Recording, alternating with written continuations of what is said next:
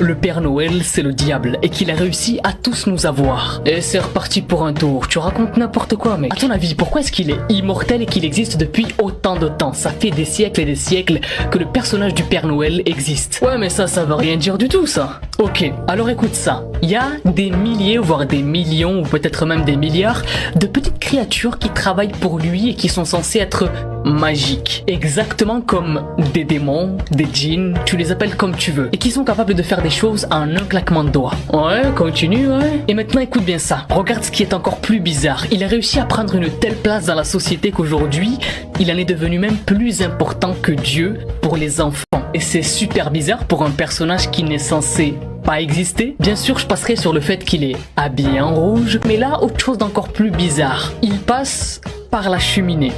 Là où en général, il y a du feu. Exactement. Oh. Du ciel, il chute vers le toit des maisons exactement comme le diable a chuté des cieux. Et il a aussi beaucoup de noms, comme par exemple Santa Claus, qui si on décale juste une langue donne Satan Claus, qui veut dire en anglais le diable est proche.